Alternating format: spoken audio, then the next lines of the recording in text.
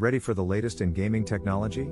The GeForce RTX 4070 from Nvidia is on its way, with 12GB of GDDR6X VRAM, but before it launches, AMD is taking the opportunity to highlight the more generous amount of video RAM, VRAM, it offers for the 4K gaming experience.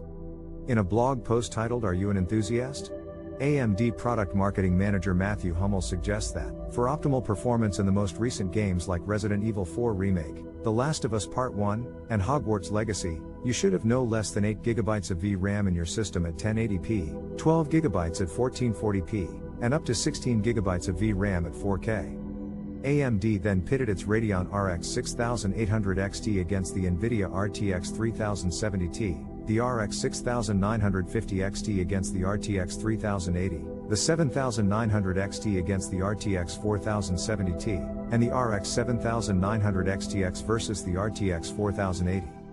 All tests were conducted at 5K Ultra settings on an AMD Ryzen 7 5800x3D on an AM4 motherboard.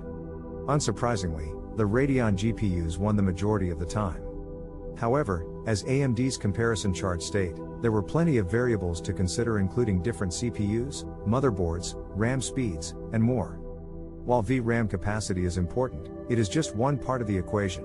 Nvidia's RTX 30 series offerings may not have the same amount of RAM at AMD's cards, but they still manage to keep pace in rasterization games with better ray tracing hardware and enhancements like DLSS. At the end of the day, the GeForce RTX 4070 is still an unknown quantity, but its release will be a great opportunity to really compare AMD and Nvidia in terms of performance and VRAM capacity. Now that you've had a glimpse at AMD's comparison and the importance of VRAM capacity, don't forget to keep up to date with all the latest news and reviews right here on YouTube. Thanks for watching.